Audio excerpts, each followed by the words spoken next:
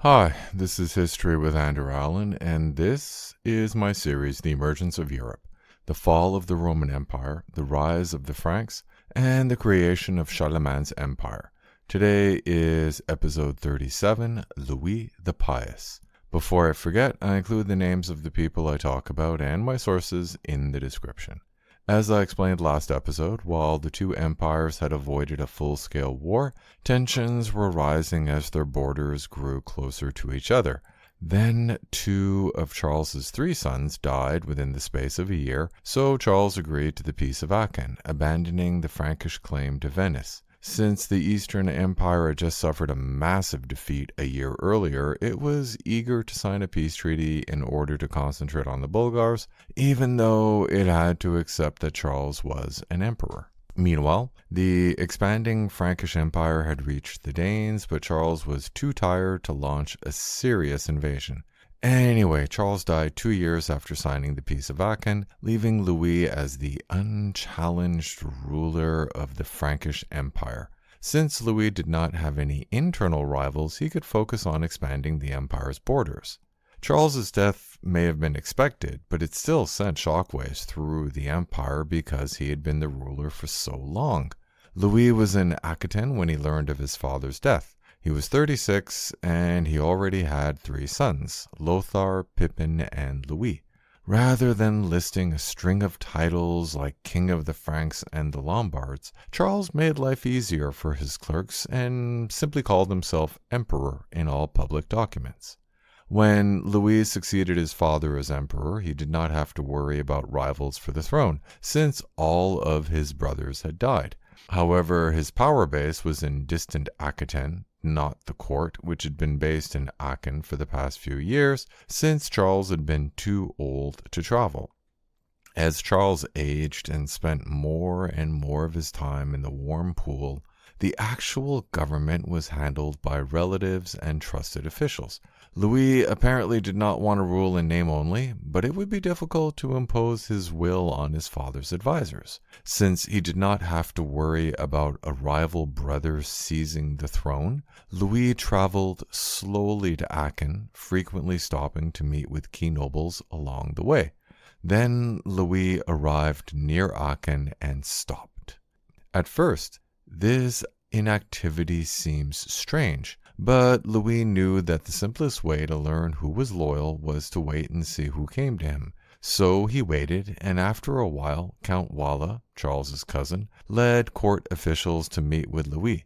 Wala mattered since Charles had relied on him more and more as he aged. Louis then pretended that he had suddenly learned of scandalous behavior by his sisters and their lovers, but it seems more likely that he had realized that they had gained too much influence in the court and had failed to leave Aachen to bend the knee to their brother. So, Wala was sent back to Aachen to arrest the most scandalous nobles. There was a bit of bloodshed, but most of the arrested nobles were soon pardoned, while his sisters were exiled from court to the estates that they had received from their father. Basically, Louis intended to have his own court, and any holdovers from his father's court needed to prove their loyalty.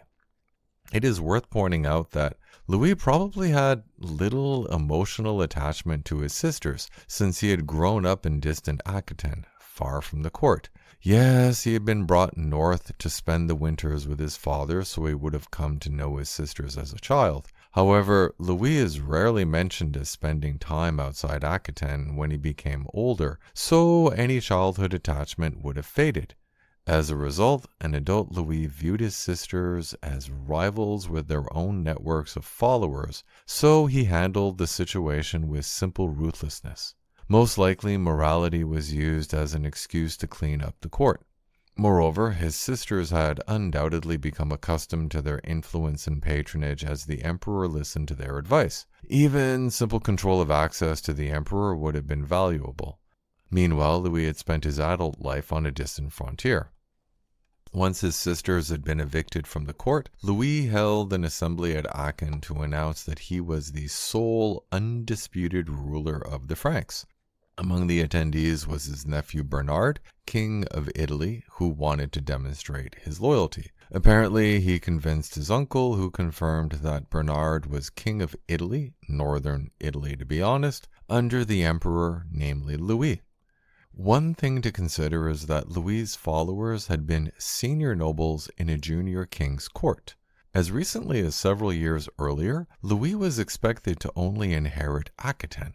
Then Charles the Younger and Pippin died within the space of a year. Charles held a ceremony to crown Louis emperor in 813, and he died a few months later, so there had been little time to improve relations. Senior nobles in Charles's court had likely looked down on the nobles in Louis's court, which would explain the friction when Louis succeeded his father. In fact, it soon became clear that Louis had little interest in his father's advisors and wanted to fill his new court with his own loyal advisors. Who were his advisors? Good question. Obviously, as Chancellor, Lothar remained Chancellor, although Chancellor of an empire rather than a subkingdom. A key advisor was Bigot, Louis's son-in-law, who became Count of Paris. Finally, Louis relied on a monk named Benedict for spiritual guidance. Actually, Benedict had already carried out a large-scale monastic reform in Aquitaine, and Louis ordered the construction of a new abbey for Benedict near Aachen, so he clearly intended for Benedict to continue his reforms. Several of Louis's relatives received strict treatment, especially Count Wala and Abbot Adalhard, the sons of Bernard, Charles's uncle. Charles had relied heavily on his cousins towards the end of his reign, and Wala had led the delegation that had negotiated a peace with Hemming in 811. However, Louis seemed to have wanted to ensure that they would not meddle, so Adalhard and Wala were exiled to separate monasteries in 814, where they were basically kept under house arrest. A key factor behind this severe treatment was that Adalhard and Wala had served as advisors to Louis's older brother Pippin of Italy. When Pippin died, Bernard and his sisters were brought to Charles's court to be raised. In 812, Adalhard accompanied Bernard to Italy for his betrothal. When Charles the Younger died, there were only two male legitimate descendants left, Louis and Bernard. Adalhard and Wala represented Bernard in negotiations with Louis's advisors over the division of the empire. In 813, these negotiations proved effective, since Charles brought Louis to Aachen to formally become co-emperor, and the new emperor then pledged to honor his nephew's position as king of Italy. Most important, if Wala and Adalhard had used their influence with Charles to persuade an elderly emperor to give Bernard a kingdom, admittedly small, Louis may have viewed them as dangerous rivals, which would explain his harsh treatment. Or he did not like them and could do what he wanted since he was the emperor. Actually, it is worth explaining why Charles had relied on Wala and Adalhard to negotiate with Hemming and then guide his grandson Bernard in Italy. Charles had always relied on his relatives. Gerald, his brother-in-law, was put in charge of Bavaria until he died fighting the Avars in 799. William of Toulouse, another relative, had guided Louis in Aquitaine. Remember, Charles had trusted his uncle Bernard to lead an army when Charles launched campaigns from different directions. Just a quick note that it is interesting that Pippin of Italy had named his son Bernard instead of the usual royal names of Charles or Pippin. Louis's father had inherited a kingdom, actually half of a kingdom, but he had soon united the kingdom after his brother died. Early in his reign, Charles had conquered the Lombard kingdom, basically northern Italy. Then he had gradually subjugated the Saxons, annexed Bavaria, and expanded east into the lands of the Avars. So, Louis had inherited an empire. How would he rule it? Following the example of his father, Louis sent his two eldest sons to distant frontiers. Lothar was sent to Bavaria, while Pippin took Louis's place in Aquitaine. Louis, the youngest, stayed with his father. Obviously, Louis was busy in the first couple of years reorganizing the court. Once his schedule was free, Pope Stephen IV crowned Louis emperor in Rheims in 816, unknowingly establishing it as a location for royal coronations. Why was the Pope willing to travel to Rheims? The Pope initiated the trip after first notifying Louis that he was coming, which is only polite. No one likes an unexpected guest. Louis had already been crowned by his father, who had first crowned himself, but he was not against a ceremony where he was crowned by the Pope. Presumably, Stephen had realized that if he waited until Louis found time in his schedule to travel to Rome, he would be waiting a long time. Clearly determined to confirm the precedent that the Pope should always be involved in the imperial coronation ceremony, Stephen was willing to make the long journey across the Alps. Familiar with his family's history, Louis likely recognized that his smooth succession was a happy accident, not the norm, so he attempted to ensure a smooth succession. Holding an assembly in 817, he named his eldest son Lothar co-emperor. Pope Stephen must have been grinding his teeth when he learned that once again, an emperor decided to crown his own son co-emperor without any involvement by the Pope. Anyway, Pippin would rule Aquitaine and Louis would have Bavaria. Both would be kings, but both would rule under the authority of Lothar. If either brother died, his sons would inherit, or Lothar if they had no sons. If Lothar died, the people, which probably meant the powerful men of the kingdom, would choose which brother would ascend to emperor. The goal was clearly to prevent the separation of the empire into smaller pieces, and Louis even stated that the unity of the empire preserved for Louis by God should not be destroyed by men. That is a strong statement. Whether or not Pippin and Louis planned to abide by this arrangement when the emperor died, they wisely avoided defying their father while he was alive and possessed a large army. Wait, what about Bernard? He had been confirmed as king of Italy in 814, and he seemed to be doing a good job until Louis suddenly became suspicious. Oddly enough, the deciding factor was likely the birth of Bernard's son in 815, specifically the decision to name him Pippin, a royal name. Louis should have felt secure on his throne, but he clearly did not, since Bernard suddenly disappears from the records. Most important, Bernard is not mentioned in the imperial division of 817, and Lothar is given responsibility for Italy, even though Bernard was supposedly king of Italy. Louis should have felt secure on his throne, but clearly he did not, since Bernard is not mentioned in the imperial division of 817, and Lothar is given responsibility for Italy, even though Bernard was supposedly king of Italy. So Louis had essentially cut Bernard out of the succession, presumably without first negotiating with Bernard to ensure that he was satisfied. It seems likely that Louis had decided to limit royal succession to his sons, not legitimate descendants of Charles. Bernard would have been safe in Italy if he had closed the mountain passes, but he seems to have trusted his uncle and presumed that he could settle matters if they met in person. So he met his uncle in the end of 817 without the protection of an army. Louis later claimed that Bernard had surrendered and then admitted his guilt. Bernard and his fellow conspirators were sentenced to death, but Bernard was spared death and blinded, although he died from the procedure. Actually, this punishment seems overly harsh. Excess male relatives were usually placed in a remote monastery, but Bernard was already a king, so Louis had chosen a more direct action. To be fair, powerful nobles may have resented losing their position in court when Louis became emperor and had worked with Bernard to create a new court in Italy, but that does not mean that they had revolted. The key point is that Bernard clearly thought that he could find a solution with his uncle since he had left the safety of Italy without his army. While Bernard's revolt had been easily crushed, probably because it was not an actual revolt, Louis adopted a proactive approach to prevent any further revolts. Each of his three half-brothers, Drogo, Hugh, and Theodoric, was promptly placed in a different monastery.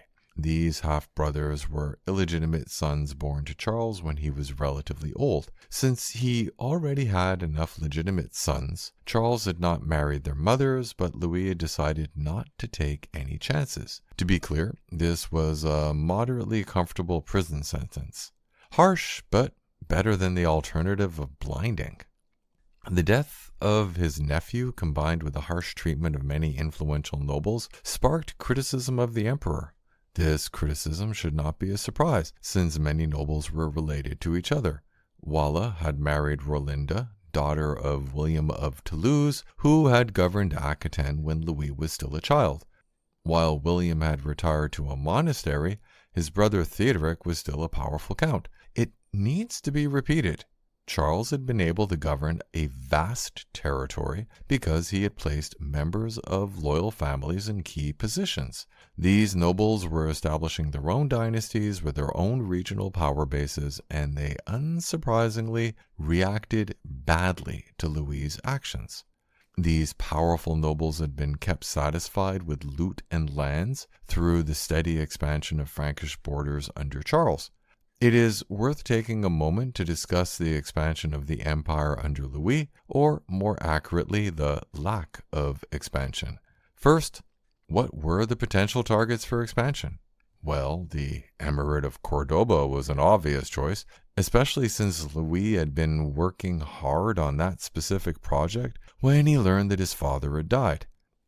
Actually, expansion further south had stopped because Hakam, Emir of Cordoba, had gained firm control of the emirate. However, a key factor was that the Gascons had revolted again. Louis's son Pippin was able to crush the revolt, but it obviously distracted resources from a further invasion south. Okay, so expansion south would be delayed. What about the east? The Peace of Aachen had ended Frankish expansion deeper into Croatia, and Louis had not broken the treaty, so the region should have been peaceful. There was no trouble with the Eastern Empire, but the Croatians had begun to resent their Frankish overlords. Sadly, there is no record of the Croatian grievances, but the key issue was probably the fact that the Frankish overlords were acting like overlords. So a Croatian prince named Theodowit revolted in 819. Naturally, Louis sent an army in 820 and then another in 821, but both armies were defeated. So, no expansion east. Finally, there was Denmark. Well, it was still protected by a massive wall, and Louis did not appear to have any interest in breaking through that wall. No disrespect to Louis, but these were minor obstacles. Charles had been able to focus the full military might of the Frankish kingdom against neighbors when he decided that he wanted their land. The campaigns had been brutal, but the key to Frankish victory had been relentless, overwhelming force, and that force had existed because the nobles of the kingdom had followed Charles. The campaigns had slowed down as Charles had aged, but Louis was relatively young. However, he appears to have only made minor attempts to expand the borders of the empire. While it would be nice to believe that Louis was a genuinely pious man who valued peaceful coexistence with his neighbors, there is little evidence that he preferred peaceful stability to violent expansion. More likely, Louis was simply unable to convince the powerful noble families to risk their lives in further conquest. To sum up, Louis smoothly succeeded his father as ruler of the Frankish Empire. However, he wanted his own advisors, so his father's advisors were exiled. After the Pope traveled north to crown Louis emperor, Louis held an assembly to settle the succession. Lothar, the eldest son, became co-emperor, while his other sons Pippin and Louis received Aquitaine and Bavaria respectively. Great! Except Bernard, Louis's nephew and king of Italy, was not mentioned. Naturally, Bernard traveled north to talk to his uncle, but was declared a rebel and blinded, while his followers were executed. Even Louis's half-brothers were placed in remote monasteries. The empire did not face a genuine external threat, but Louis had failed to expand the empire's borders because the powerful nobles who actually ran the large empire were unenthusiastic. Admittedly, there was no major revolt, but Louis clearly needed to improve relations with the nobles, and I will discuss this situation next episode. Thanks for listening. If you liked the episode and want to support me, I include a link to my Patreon in the description, or you can buy me a coffee.